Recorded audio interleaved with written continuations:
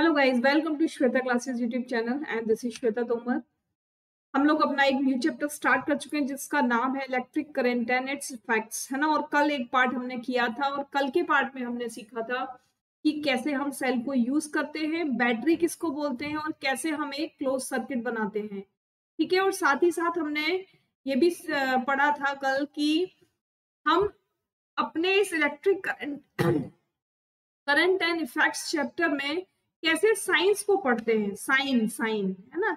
अगर ये साइन मिले तो क्या बोलेंगे, अगर ये साइन मिलेगा तो क्या बोलेंगे, है ना। पढ़ा था ना। अगर आप लोगों ने नहीं देखा है तो एक बार कल की वीडियो को जाकर प्लेलिस्ट में चेक करेंगे और तब उसके बाद इस वीडियो को देखेंगे, क्योंकि ये उसी चैप्टर का सेकेंड पार्ट है। हमने इस चैप्टर को 4 पार्ट्स में डिवाइड किया है। थोड़ा थोड़ा पढ़ेंगे लेकिन बहुत अच्छे से पढ़ेंगे। ठीक है, चलो आज हम पढ़ने वाले हैं heating effects of electric current, यानी इलेक्ट्रिक करंट के हीटिंग इफेक्ट क्या है, कैसे होता है। यानी हमने देखा होगा अक्सर कि हम मोबाइल भी चार्ज कर लेते हैं, लाइट भी जला लेते हैं और बहुत सारे काम हम इलेक्ट्रिक से करते हैं। लेकिन हमने एक चीज और देखी है कि हम इलेक्ट्रिसिटी से पानी भी गर्म कर लेते हैं, हीटर भी चलाते हैं जिससे रूम भी गर्म हो जाता है ना।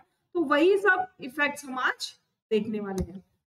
Make a circuit as shown in figure. सबसे पहले हम एक सर्किट बनाएंगे जैसा हमको दे रखा है। देखो ये सर्किट साइन मैंने आपको कल की वीडियो में बताया था कि जहां पर थिन और लॉन्ग स्ट्रेट लाइन है उसको हम पॉजिटिव चार्ज बोलेंगे और जहां पर थिक और शॉर्ट लाइन है उसको हम नेगेटिव चार्ज बोलेंगे, है ना, बताया था।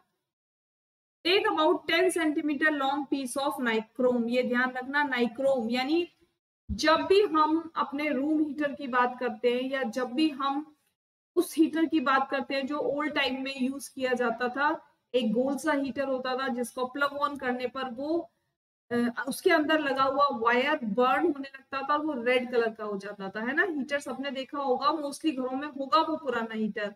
तो वो जो वायर होता था इस तरीके के हीटर में, इस तरीके से जो वायर होता था, ये जो वायर था ये किस चीज का बना होता था, ये वायर बना होता है नाइक्रोम का। ठीक है, किसका बना होता है, नाइक्रोम का। और जब भी हम पावर ऑन करते हैं तो ये जो नाइक्रोम का वायर है ये हीट होना स्टार्ट कर देता है और इतना हीट हो जाता है कि ये रेड रेड दिखने लगता है। ठीक है, तो nichrome wire and tie it between the nails. और हमने ये नाइक्रोम का वायर ही लिया है और इसको नेल्स के बीच में बांध दिया।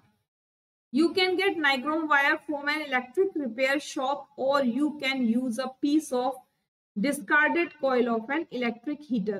या तो आप किसी शॉप से ला सकते हो नाइक्रोम का वायर, आपको इजीली मिल जाएगा। नहीं तो कोई हीटर आपके घर में अगर पड़ा है और उसमें अगर कोई यूजलेस वायर पड़ा है ना, राउंड हुआ हुआ ऐसा इस तरीके से, तो उस वायर को भी आप यूज कर सकते हो। That is also made of nichrome, अभी बताया मैंने आपको। Touch the wire, now switch on the current in the circuit by moving the switch on position. अब क्या करना है कि पहले वायर को आपको टच करके देखना है। वायर टच करने पर कैसा होगा, ठंडा होगा, है ना। और उसके बाद हमें पावर ऑन करना है। जब हम पावर ऑन कर देंगे यानी सर्किट को जब हम क्लोज कर देंगे तब क्या होगा, तब ये जो वायर है ये वायर आपका हीट होना स्टार्ट हो जाएगा। ठीक है, after a few seconds touch the wire, लेकिन आपको उसको पकड़ के नहीं रखना ज्यादा लंबे टाइम तक, नहीं तो आपका हाथ बर्न हो जाएगा। ठीक है, आपकी फिंगर्स बर्न हो जाएंगी। Switch off the current, touch the wire again after a few minutes. यानी जब हमने पावर ऑफ किया पहले तब टच किया, वायर कैसा था, एकदम कोल्ड था। उसके बाद हमने स्विच ऑन किया और फ्यू सेकेंड्स के बाद हमने इस वाले ही वायर को चेक किया तो कैसा हो गया, ये हीट हो गया। लेकिन फिर से बता रही हूँ, ध्यान रखना अगर आप प्रैक्टिकल घर पे कर रहे हो तो इस वायर को पकड़ के मत रखना, बस जस्ट टच करके हाथ हटा लेना। ठीक है, क्योंकि ये बहुत गर्म हो जाता है। और फिर क्या करेंगे, फिर से पावर ऑफ कर देंगे और थोड़ी देर के बाद फिर उस वायर को टच करेंगे तो फिर से वो कोल्ड हो जाएगा, है ना। The wire gets hot when an electric current passes through it. Wire कब गर्म होता है, जब उसमें से इलेक्ट्रिक करंट पास हो जाता है। जैसे ही ये स्विच ऑन हुआ तो क्या हुआ, करंट यहां से यहां पास हुआ और ये हीट हो गया। ठीक है, this is the heating effect of the electric current और इसी को कहते हैं heating effect of electric current. आगे देखिए, you might have seen an electric room heater. देखो मैंने आपको अभी हीटर जो बता रही थी, ये रहा वो हीटर, ठीक है। पुराने टाइम में यूज होता था, आजकल भी घरों में होगा, लेकिन क्योंकि ये पावर बहुत लेता है तो इसको हम कम यूज करते हैं। इलेक्ट्रिक रूम हीटर और an electric heater use for cooking, ये कुकिंग के लिए यूज किया जाता है। इलेक्ट्रिक हीटर तो सबके घर में होगा, जिसको हम रूम के लिए रूम हीट करने के लिए यूज करते हैं ना। उसमें भी जो वायर होता है ना, वो भी आपका टंगस्टन का ही बना हुआ होता है, ठीक है। All these contain a coil of wire, सब में क्या होती है, कॉइल होती है वायर की। कॉइल का मतलब हो गया वो ऐसे ऐसे करके लगा हुआ होगा, है ना। This coil of wire is called an element, इसको क्या बोलते हैं हम, एलिमेंट बोलते हैं। You may have noticed that when these appliances are switched on after connecting to the electric supply, their elements become red hot and give out heat। आपने देखा होगा जब भी ऐसे अप्लायंसेस को आप स्विच ऑन करते हो तो थोड़ी देर के बाद आपको रेड रेड हीट निकलती हुई दिख जाती है। यानी जो वायर होता है वो तो आपका रेड हॉट हो जाता है एकदम, और हीट निकलनी स्टार्ट हो जाती है। The amount of heat produced in a wire depend on it's material, यानी कितनी हीट वहां से निकल रही है ये किस पर डिपेंड करेगी, किस पर डिपेंड करेगी, वायर पर डिपेंड करेगी, जो कि वो किस मटेरियल का लिया गया है, और उसकी लेंथ पर डिपेंड करेगी, और उसकी थिकनेस पर डिपेंड करेगी। ठीक है, समझ में आ रही है ना बात। 10 for different requirements the wire of different material and different lengths and thickness are used, यानी अलग अलग रिक्वायरमेंट के हिसाब से अलग अलग तरीके का वायर, जिसकी लेंथ भी अलग हो सकती है, जिसकी थिकनेस भी अलग हो सकती है, हम यूज करते हैं। अगर बड़ा कोई अप्लायंसेस है तो उसमें हम क्या, हमको वायर कैसा लेना पड़ेगा, ज्यादा लंबा लेना पड़ेगा, थोड़ा ज्यादा मोटा लेना पड़ेगा। लेकिन हमारे अप्लायंसेस अगर छोटे छोटे हैं, यानी जो भी हम इलेक्ट्रिक अप्लायंस यूज करने वाले हैं वो अगर स्मॉल है साइज में, तो हम छोटे वायर से और थिन वायर से काम चला सकते हैं, ठीक है। और ये आपको क्या दिखाई दे रहा है, ये आपको एक बल्ब दिखाई दे रहा है जिसे अब हम यूज नहीं करते, बहुत कम यूज करते हैं। ये येलो कलर की लाइट देता है, ठीक है। इसमें जो आपको वायर दिख रहा है, इसमें जो आपको वायर दिख रहा है, ये भी इसी तरीके से लगा हुआ है, ऐसे ऐसे करके लगा हुआ है। लेकिन ये वायर नाइक्रोम का नहीं बना हुआ है। ये वायर किसका बना हुआ होता है, ये वायर टंगस्टन का बना हुआ होता है, ठीक है। इसका बना हुआ होता है, ये वायर टंगस्टन का बना हुआ होता है। ये टंगस्टन भी नाइक्रोम की तरह एक मटेरियल है जिससे वायर बनाया जाता है। और जब ये वायर कहीं से ब्रेक हो जाता है तो बल्ब फ्यूज हो जाता है, यानी बल्ब जलना बंद कर देता है। तो समझ में आ गया आपको दोनों का। हीटर में जो वायर यूज होता है उसको बोलते हैं नाइक्रोम, और बल्ब में जो वायर यूज होता है that is called tungsten. Clear, चलो आगे चलते हैं। Use for making electric circuit do not normally become hot, यानी जो इलेक्ट्रिक सर्किट के लिए जो वायर बनाए जाते हैं वो इजीली गर्म नहीं होते, है ना। On the other hand the elements of some electric appliances become so hot that they are easily visible, यानी दूसरी तरफ हम देखते हैं कि जितने भी अप्लायंसेस हैं, यानी इलेक्ट्रिक अप्लायंसेस हैं, वो जब हम उनको यूज करते हैं तो वो क्या हो जाते हैं, वो थोड़ी देर के बाद थोड़े थोड़े गर्म होने लगते हैं ना, और ये हम समझ सकते हैं। और हीटर वगैरह को तो हम देख भी सकते हैं गर्म होता हुआ, लेकिन जहां से पावर ऑन किया जा रहा है वो जो वायर यूज किया जा रहा है वो तो गर्म नहीं होता, है ना, नहीं होता ना, किसी के भी यहाँ गर्म नहीं होता। The filament of an electric bulb gets heated to such a high temperature that it is starting glowing, यानी जो फिलामेंट है इलेक्ट्रिक बल्ब का, अभी बल्ब की बात कर रहे हैं, तो जो इलेक्ट्रिक बल्ब का जो फिलामेंट है gets heated to such a high temperature, यानी सबसे ज्यादा जितना वो हाई टेम्परेचर ले सकता है उतने हाई टेम्परेचर पर वो हीट हो जाता है। और जब वो इतना हीट हो जाता है तो वो ग्लो करना स्टार्ट कर देता है, यानी वो लाइट देना स्टार्ट कर देता है जिससे हम देख सकते हैं, है ना। If a large current passes through a wire, अगर बहुत सारा करंट किसी वायर से पास किया जाए, the wire may become so hot that it may even melt and break। तो क्या होगा, वायर या तो मेल्ट हो जाएगा या ब्रेक हो जाएगा, क्योंकि जब बहुत सारा करंट एक साथ पास किया जाएगा तो हर वायर में इतनी एफिशिएंसी नहीं होती कि वो बहुत सारे करंट को अपने में से होकर निकाल सके। तो क्या होता है, वायर बहुत गर्म हो जाता है, यानी अगर आप कोई ज्यादा पावर की चीज यूज कर रहे हो और आपने वहां पर वायर बहुत वीक लगा दिया तो क्या होगा, वायर पहले तो हॉट हो जाएगा, धीरे धीरे करके वो मेल्ट होगा और फिर वायर ब्रेक हो जाएगा। आपने बहुत बहुत बार देखा होगा प्रेस करते टाइम आपकी जो प्रेस का वायर है वो गर्म हो जाता है, गर्म होकर ब्रेक हो जाता है ना, देखा होगा, पिघल भी जाता है, कभी कभी ब्रेक भी हो जाता है। या स्विच में जब आप कोई प्लग लगाते हो तब भी आपने देखा होगा बहुत बार आपका जो प्लग है वो पिघल जाता है। ऐसा क्यों होता है? ऐसा इसीलिए होता है कि जब कम रेंज के स्विच में आप हाई पावर की करंट को पास करोगे तो वहां का जो वायर है, वहां का जो स्विच है वो पहले हीट होगा, फिर मेल्ट होगा और उसके बाद वायर ब्रेक हो जाएगा। ठीक है, make a circuit we use for activity again. अब यहाँ पर एक बार और इन्होंने सर्किट बनाया। However replace the cell with a battery of 4 cells, यानी एक सेल को हमने कितने सेल में चेंज किया? 4 सेल में। और जब हमने उसको 4 सेल में चेंज किया तो वो क्या बन गई? वो बैटरी बन गई। बताया था ना कल की क्लास में कि सेल से बैटरी कैसे बनती है। जब तक हम एक सेल यूज करते हैं दैट इज कॉल्ड सेल, लेकिन when we use more than 1 cell और मोर देन 2 सेल्स, 4 3 5, है ना, तो वो क्या होता है? वो हमारी एक बैटरी बन जाती है जिसको हम पैरेलल भी अरेंज कर सकते हैं, जिसको हम वर्टिकली भी अरेंज कर सकते हैं, है ना। दोनों तरीके से दिखाया था मैंने, आपको शो भी किया था, समझ में आया होगा। इन place of the nichrome wire, nichrome wire की जगह, अभी अभी आपको पता है नाइक्रोम वायर कहाँ यूज होता है? रूम हीटर्स में यूज होता है नाइक्रोम वायर, है ना। अब यहाँ पर क्या कह रहे हैं कि नाइक्रोम वायर की जगह tie a thin strand steel wool, यानी पतला धागा लेंगे स्टील वूल का। The steel wool is commonly used for cleaning utensils and is available in grocery shops.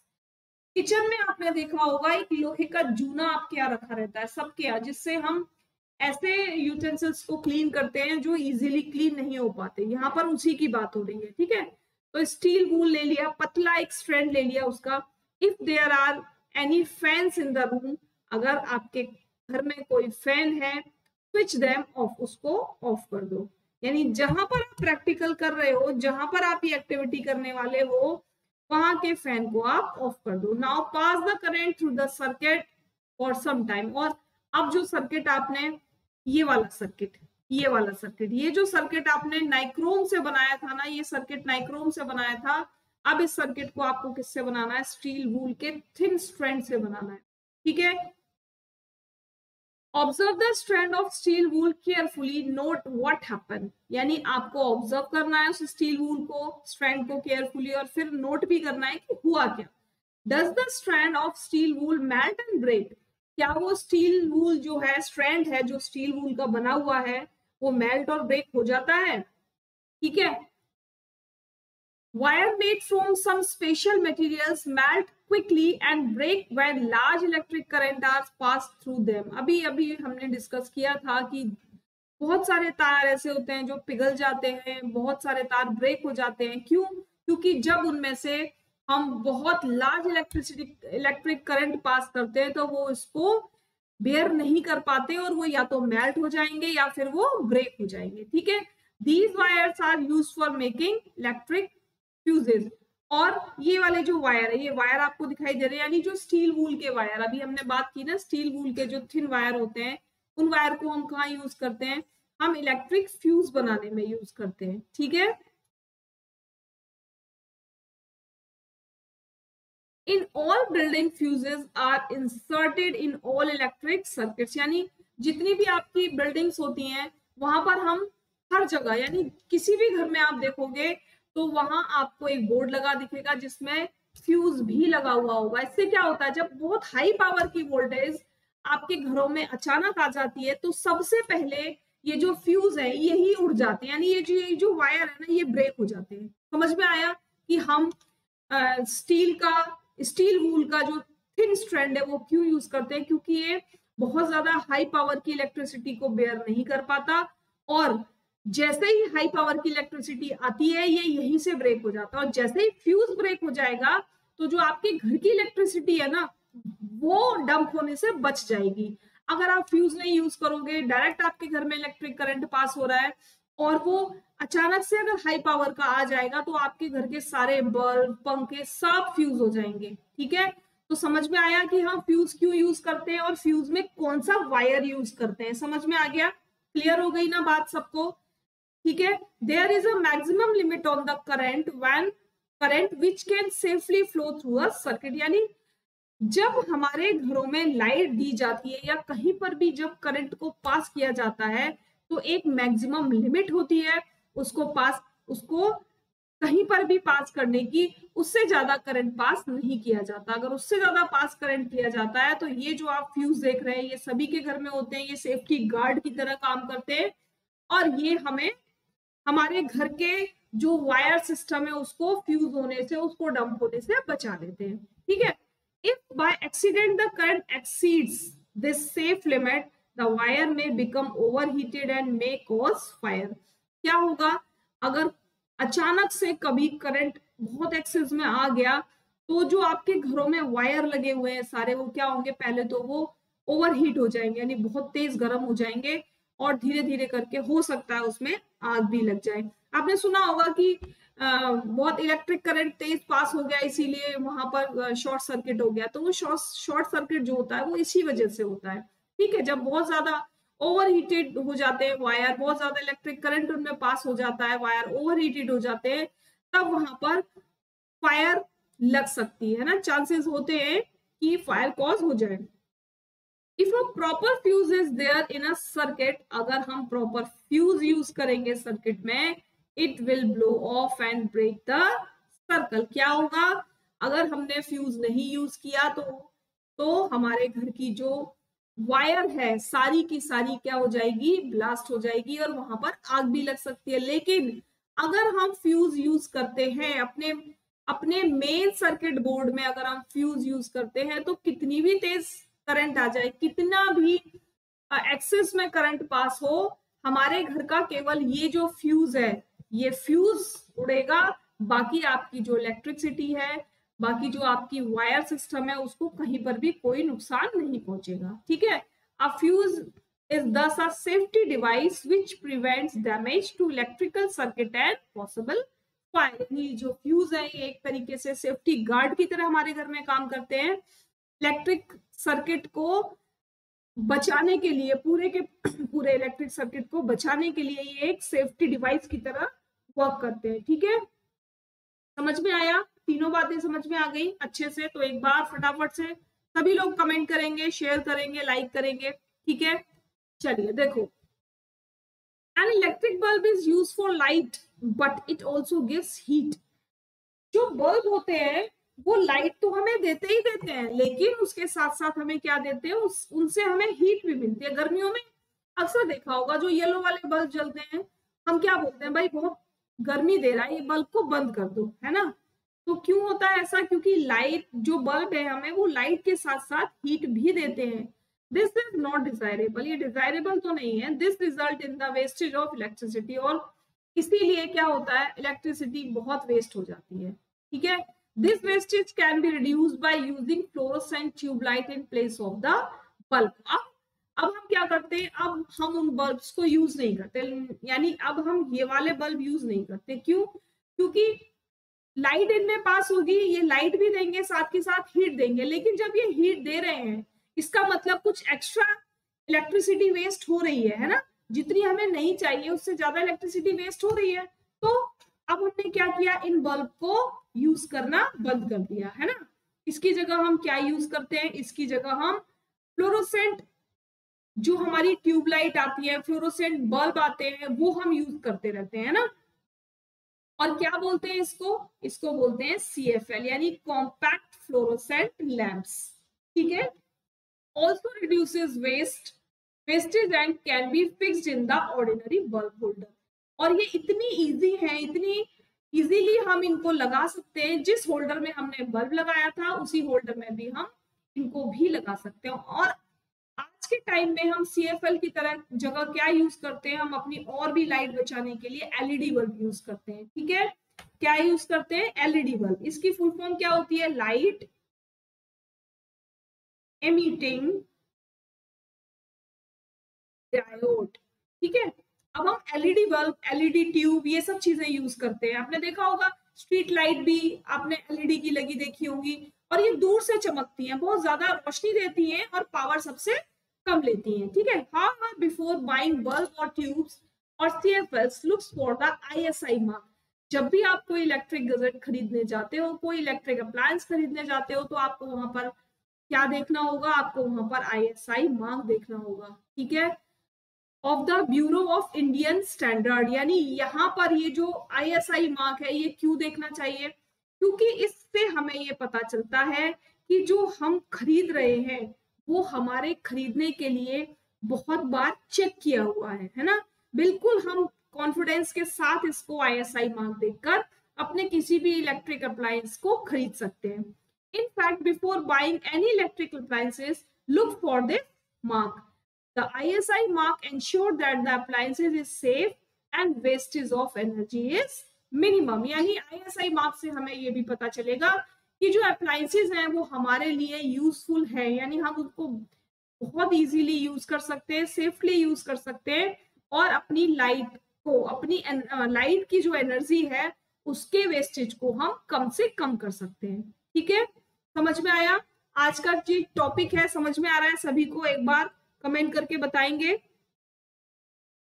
One reason for excessive current is electrical circuit is the direct touching of wire. यानी एक reason excessive current का क्या हो सकता है कि जो आपके वायर है अगर आपस में एक साथ टकरा रहे हैं, एक साथ एक दूसरे को टच कर रहे हैं, तो वहां पर भी करंट किस में जाता है, एक्सेस में जाता है, ठीक है। This may happens if the insulation on the wire has come off due to wear and tear. कैसे भी हो सकता है भाई, कोई आपका तार टूट गया या किसी पे से रबड़ हट गई तो उसकी वजह से हमारे तार जो है वो टच कर सकते हैं। This may cause a short circuit, और इससे क्या हो जाता है, जब तार टच कर जाएंगे तो शॉर्ट सर्किट होने का खतरा बन जाता है। Another reason for excessive current can be the connection of many devices to a single socket.